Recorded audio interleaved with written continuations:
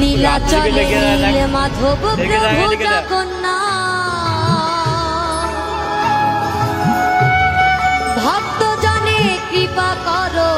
দাও গো আশীর্বাদ তুমি দাও গো আশীর্বাদ